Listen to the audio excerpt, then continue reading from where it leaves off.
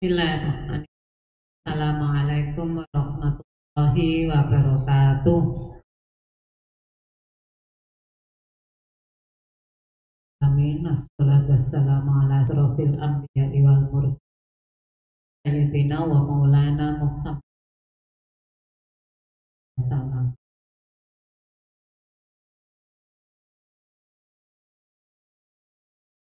Dan kami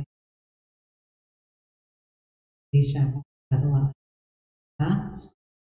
Kami hormati Bapak Wali Talkin, ya, Bapak Budi Wiono, juga kebetulan suami saya.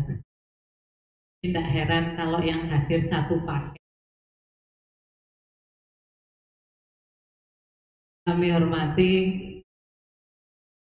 sekalian pengurus organisasi di lingkungan Torek Gresik,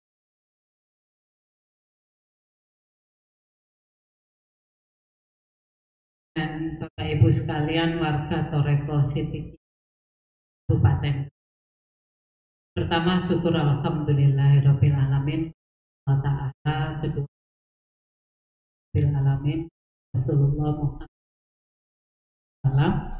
Kita syukur alhamdulillahirabbil alamin kepada sang guru kita Bapak Kiai Mufti Syekh Mukhtar wa Al-Mujtaba Mursyid Toreko Sidikiyah, karena beliaulah kita semua ini bisa hadir di tempat ini sebagai murid Toreko Sidikiyah.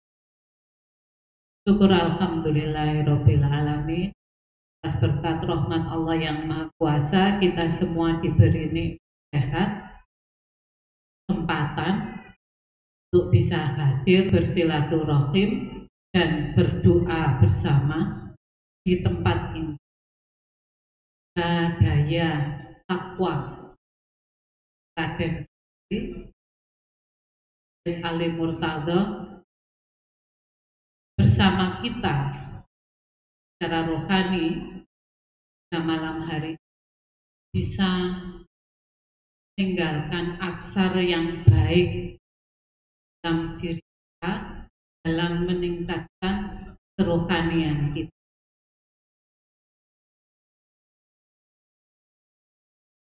Bapak Ibu sekalian, saya tadi disebutkan sebagai Sekjen BPPO, tapi saya juga diseni untuk sosialisasi terkait dengan koperasi Khozanah Sidikiyah. Waktunya berapa menit ini? Katanya 15 menit. Jadi kalau perlu ada tanya jawab di ramah tamah saja, nggih. Supaya nanti doa kosaran dan itu kasarnya depan. Bapak Ibu sekalian, kenapa saya diminta untuk sosialisasi tentang koperasi Khozanah Sidikiyah? Karena kebetulan saya juga dipercaya untuk menjadi pengurus sekaligus manajer di koperasi Khozanah Sidikiyah. Mungkin banyak yang bertanya-tanya tentang koperasi ini karena dihubung-hubungkan dengan pembaruan KTM. Saya mulai urutannya dulu. Kenapa kok KTM ini disambungkan dengan koperasi? Karena KTM itu adalah kartu tanda murid. Dan kalau merujuk kepada keterangan Bapak Kiai yang berhubungan dengan koperasi jauh sebelum koperasi Khozanah Sidikiyah ini ada, tahun 89, tahun 95, di mana pada waktu itu organisasi yang ada adalah Yayasan Pendidikan Sidikiyah. Beliau sudah dorong murid-murid Sidikiyah, pengurus-pengurus Yayasan Pendidikan Sidikiyah untuk membentuk koperasi. Dan kalau murid-murid yang zaman itu sudah ada dan jadi pengurus YPS mesti tahu dan punya apa yang beliau sampaikan. Kenapa beliau memilih koperasi? Karena koperasi ini yang menghubungkan murid-murid dengan tujuan yang ingin diharapkan dengan berdirinya koperasi. Bahwa kita semua sebagai murid-murid Thoreko Siddiqiyah perlu untuk melestarikan ajaran Thoreko. Nah, melestarikan ajaran Thoreko Siddiqiyah itu membutuhkan 3 hal. Apa 3 hal itu? Bi amwalikum wa anfusikum dan apa? Amal, kemudian harta benda, dan juga diri kita, anfus. Nah, terkait dengan sumber atau modal untuk pelestarian yang berhubungan dengan amwal atau harta ini, beliau mendorong untuk didirikan koperasi yang tentunya anggotanya adalah murid-murid Siddiqiyah. Tujuannya menjadi anggota koperasi itu adalah dalam melestarikan ajaran Thoreko Siddiqiyah. Jadi pelestarian ajaran Thoreko Siddiqiyah itu tidak hanya aspek organisasi saja atau kemudian pendidikan saja, tetapi juga ada modal yang diperlukan, yaitu yang berhubungan dengan hati. Kan sering sekali sebagian warga itu, terutama mungkin yang di hatinya masih ganjel-ganjel kan, yang Siddiqiyah itu kok urunan naik sodako ya. Mungkin berpikir seperti itu. Organisasi dasar untuk yang berhubungan dengan amwal, modal usaha, modal kerja, mengandalkan sodako. Nah, dengan berkoperasi ini adalah aspek yang lain yang ingin dibangun dalam kita melestarikan. Jadi tidak hanya sodako dari warga saja, tetapi juga bagaimana keuangan yang ada bisa dikelola bersama untuk kemanfaatan pelestarian ajaran Thoreko Siddiqiyah. Jadi dasarnya itu. Nah, ada beberapa dasar yang juga disampaikan oleh beliau berhubungan dengan koperasi. Satu itu aja insya Allah sudah mencukupi. Jadi landasan kita untuk masuk menjadi anggota koperasi harus lillahi ta'ala. Makanya di kemarin pada waktu acara Tajrin Naf'ah, Bapak Kiai mengatakan bahwa murid-murid ya ikhlaslah untuk menjadi anggota koperasi Khazanah, karena ini penting gitu. Dan perlu diketahui apa sih manfaatnya menjadi anggota koperasi Khazanah Siddiqiyah ini. Saya membagi ya, sudah saya buat catatan.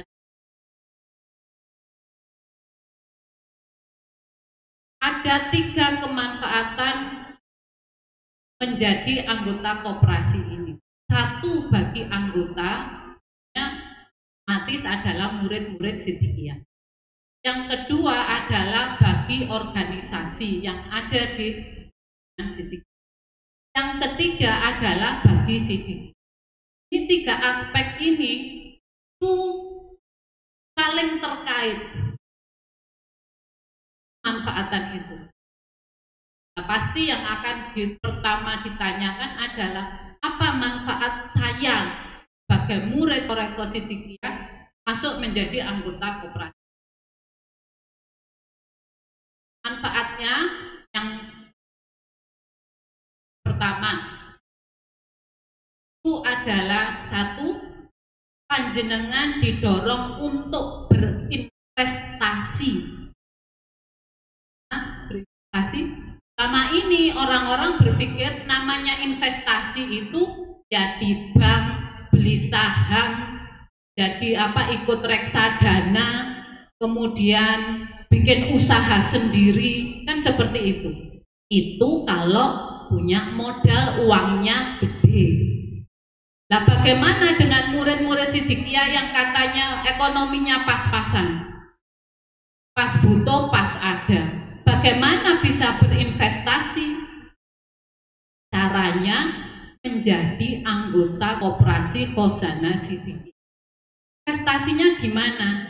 Ketika panjenengan membayar waktu daftar pertama, kan bayar simpanan pokok 100.000, kemudian bayar simpanan wajib pertama, bulan pertama berapa? Minimal 20.000, maksimal 250.000, maka pada dasarnya saat itu panjenengan sedang berinvestasi. Kenapa? Dan kemana investasinya? Berinvestasi di koperasi Khazanah Siddiqiyah. Kok bisa disebut investasi? Karena simpanan pokok dan simpanan wajib ini menjadi modal koperasi untuk dikembangkan dalam bentuk usaha-usaha yang pada akhir tahun ketika ada laba itu akan kembali kepada anggota. Beda dengan koperasi-koperasi umum, karena koperasi Khazanah Siddiqiyah ini murni dari warga, untuk warga, oleh warga Siddiqiyah. Kita belum pernah sama sekali menggunakan dana dari pihak ketiga. Dana yang kita putar sampai saat ini totalnya itu ada 6.400.000.000 dari warga Siddiqiyah yang sudah kita kelola dan sudah dirasakan kemanfaatannya oleh anggota Siddiqiyah dan organisasi yang ada di situ. Itu satu. Yang kedua, saya tambah lagi sedikit. Dan kemudian setiap bulan panjenengan membayar simpanan wajib, itu adalah bagian dari investasi tadi. Karena simpanan wajib dan simpanan pokok itu tidak bisa diambil kecuali yang bersangkutan anggota itu satu keluar atau meninggal dunia. Dan setiap tahun itu akan mendapat bagi hasil, otomatis masuk ke rekening sukarela. Panjenengan tidak pernah mengisi sukarela, tapi akhir tahun pasti ada, meskipun mungkin katakan cuma 100, tapi tetap ada. Dapat 100 rupiah itu karena setelah daftar terus habis itu selesai, tidak pernah lagi diisi. Ya. Kami bertanggung jawab dan bisa mempertanggungjawabkan dana yang dititipkan oleh anggota sejak pertama kali daftar dan tercatat di koperasi, di KKS sampai saat ini. Karena sejak didirikan tahun 2012 sampai sekarang, setiap tahun pengurus bisa membuat laporan pertanggungjawaban. Yang otomatis di dalamnya ada laporan keuangan, berapa sudah diterima, berapa laba didapatkan, dan berapa yang dibagikan kembali kepada anggota. Itu satu, berinvestasi di KKS. Yang kedua, kita anggota murid Siddiqiyah itu diajarkan untuk menabung. Panjenengan punya uang 1 juta, tidak usah 1 juta, 500.000 saja, taruh di bank. 1 tahun bertambah atau berkurang? Lama-lama, kalau tidak ditambah-tambah, tapi panjenengan menyimpannya di simpanan sukarela KKS, justru bertambah, bukan berkurang. Karena apa? Ya tadi ada bagi hasil yang dikembalikan langsung masuk ke sukarela. karena tidak ada potongan yang namanya biaya administrasi, pajak. Kemudian yang ketiga, panjenengan diberi kesempatan untuk bersedekah. Dari mana? Saya kan tidak mengeluarkan, saya kan hanya menyimpan. Kok bisa saya bisa bersedekah? Iya, kenapa? Dari dana yang disimpan di KKS itu kemudian diputar oleh pengurus untuk apa? Untuk pembangunan Jamiatul. Kenapa? Dana untuk yang ada di KKS di Koperasi Khazanah Sidikiyah ini kemanfaatannya untuk Sidikiyah, bukan untuk yang lainnya.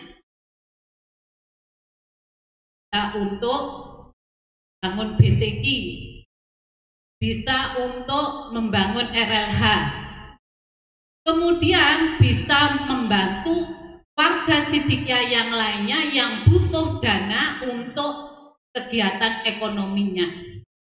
Sementara dana panjenengan tetap utuh dan akhir tahun dapat pengembalian dalam bentuk laba.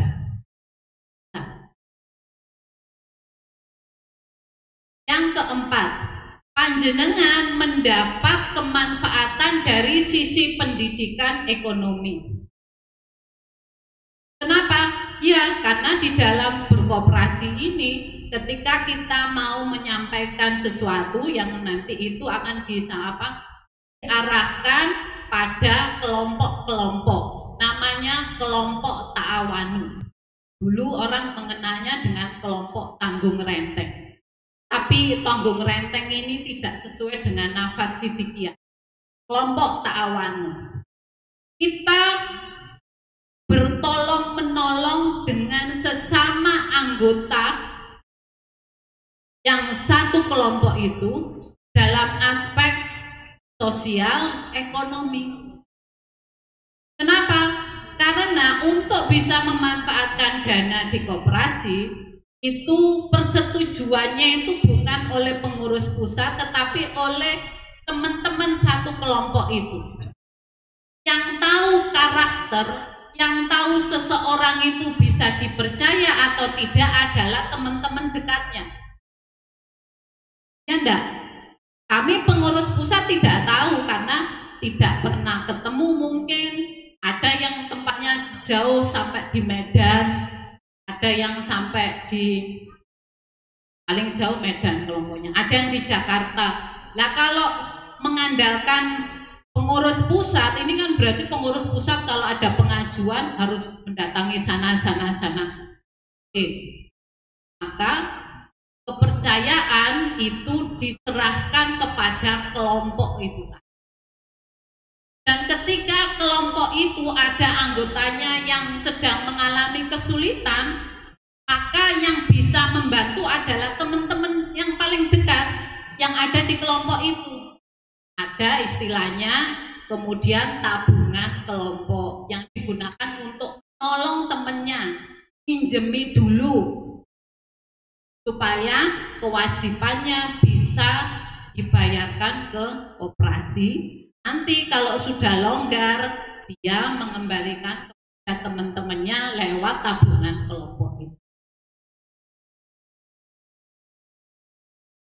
Kemudian 4 ya, yang kelima, membangun karakter.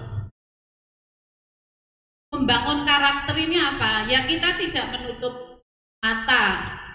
Sidikiyah ini kan ragam orang sifatnya macam-macam ya. Ada yang ya setengah nakal, ada yang begitu itulah. Nah, dalam berkoperasi, dalam kelompok ta'awanu itu, orang-orang dilatih untuk bertanggung jawab kepada dirinya dan kepada anggota kelompok itu. Dilatih untuk terbuka, jujur, musyawarah. Kenapa? Karena berbagai kegiatan ekonomi dan kebutuhan itu disampaikan secara terbuka di situ. Kalau saya misalkan ya mau mengajukan pinjaman, saya sampaikan kepada anggota kelompok yang ada di masa namanya Seger Waras. Saya sampaikan aja, saya butuh dana 20 juta untuk apa? Untuk bil. Dan satu hal yang juga ini mungkin menarik bagi warga Sidikiyah. Panjenengan kalau butuh dana besar, katakanlah 10 juta, ke mana? Bank. Biasanya pakai apa? Jaminan. Dan apalagi BPKB. Itu kalau punya SK apa PNS ya.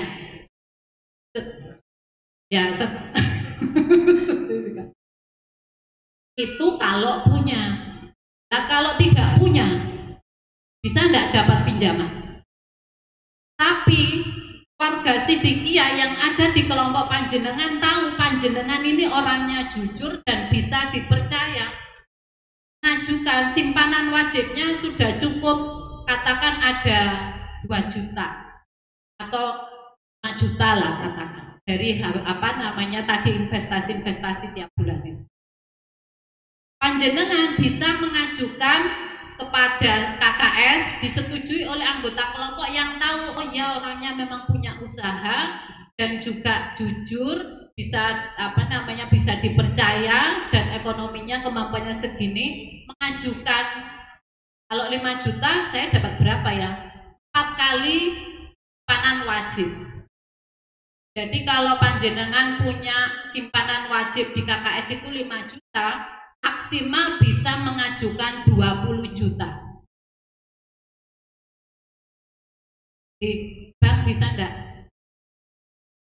Operasi yang di luar. Jaminannya adalah kepercayaan teman-temannya ini tadi.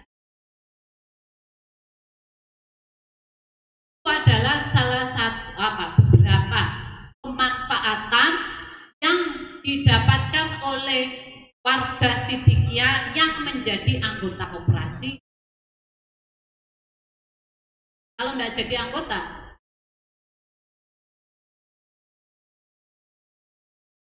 nah untuk Sidikiyah sendiri apa ya tadi? Untuk Sidikiyah bisa mendapatkan kemanfaatan dari modal tadi yang digunakan untuk kegiatan pembangunan, kegiatan organisasi, kegiatan warga. Karena di koperasi itu ada yang namanya pinjaman MKS, modal kegiatan organisasi bisa mengajukan, anggota bisa mengajukan. Contohnya DM Mulyorejo Surabaya tahun kemarin mengajukan 150 juta untuk pembangunan gapura. Dari mana dananya? Ya dari dananya anggota yang dititipkan. Pengajuannya dari mana? Dari musyawarah Kosbos Surabaya dan diberi termnya berapa pengajuannya?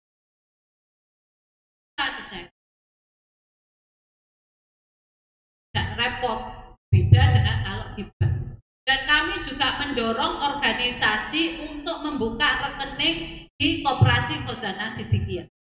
Kenapa?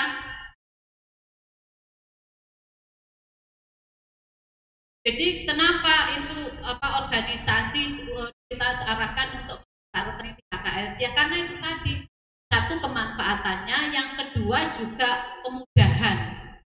Dan kalau panjenengan buka rekening organisasi di bank itu pasti akan ditanyakan anggaran dasar, tangga, dan akte pendidikan, pengurus segala macam. Karena kami sudah melaluinya dan ada beberapa yang. Tapi dengan membuka rekening organisasi di Koperasi Khazanah Sidikiyah gampang untuk disebutkan ditampilkan aja susunan pengurusnya, kemudian penanggung jawabnya siapa, biasanya ketua dan bendahara, 2 nama.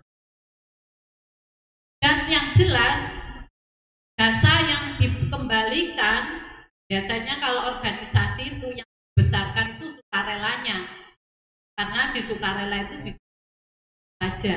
Kalau untuk simpanan wajib tadi tidak bisa, tapi tadi tetap dapat karena pembagian laba dari Koperasi Khazanah Siddiqiyah yang kembali kepada anggota itu adalah 40%. 40% dari apa? Dari keseluruhan laba 1 tahun. Tahun 2021 kemarin kami dapatkan laba 347 juta. Dan itu dibagikan kepada anggota 40%, kemudian 10% untuk gedung orsid, 10% untuk pendidikan, kemudian dana pendidikan, dana sosial, dana karyawan, dana penuh. Ini salah satu dari beberapa kemanfaatan Koperasi Khazanah Siddiqiyah.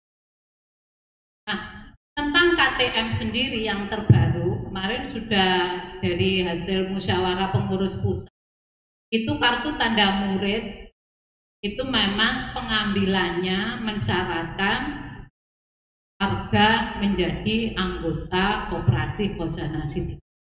Nah, bagaimana kalau misalkan satu keluarga itu ada 5 orang menjadi murid Siddiqiyah, sementara dananya mungkin pas-pasan. Nah, ini ada kemudahan, satu kakak itu bisa satu saja tidak apa-apa. Kalau mau lebih juga tidak apa-apa. Artinya tadi lihat manfaatnya. Kalau misalkan untuk pendaftaran pertama totalnya itu 130 atau 140 kalau sudah kelompok, karena ada tambahan tabungan kelompok minimal 10.000 tiap bulan. Ini kalau misalkan langsung 140 1 bulan itu saya agak susah, bisa diangsur. Angsurnya itu langsung ke KKS. Jadi ada di program kami sistem keuangan itu untuk titipan calon anggota. Selagi masih belum utuh 130, maka masih statusnya sebagai calon anggota. Diangsur beberapa kali, kalau sudah utuh 130 baru dipindahkan menjadi anggota resmi.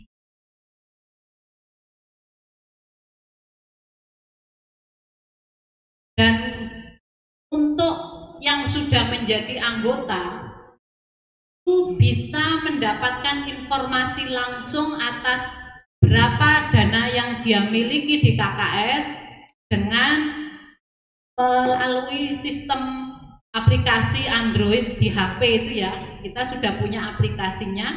Ya, di situ bisa dicek, saya kemarin transfer, saya kemarin sudah masukkan lewat anggota kelompok saya. Kok hari ini belum masuk? Bisa langsung dicek. Tanyakan kepada PJ-nya. Dananya kemarin sudah disetor atau belum? Kalau sudah disetor, ini tanda buktinya, berarti tinggal dicek di koperasi, tinggal proses entry di sistemnya. Karena biasanya untuk pertemuan lewat kelompok itu tanggal 1 sampai tanggal 15. Biasanya ada banyak karena seluruh Indonesia. Jadi ada banyak kemudahan dan kami pengurus juga berusaha setransparan mungkin kepada anggota atas dana yang dia miliki. Berapa jasa yang dibayarkan, berapa pinjamannya yang tercatat, itu semuanya bisa diakses melalui HP masing-masing. Karena data kami itu sudah tersimpan di internet sehingga bisa diakses 24 jam. Hanya untuk pengajuan pinjaman maupun penarikan tetap harus konfirmasi ke pusat dulu. Belum terhubung dengan sistem perbankan. Nah, kami arahkan untuk di sini kan hadir perwakilan cabang ya. DPC ataupun pos kausaran. Nah, kalau ingin menjadi anggota KKS, kami arahkan itu lewat kelompok saja, karena kemanfaatannya lebih besar dibandingkan kalau menjadi anggota non kelompok Pandu. Nah, nanti karena ya sudah ya.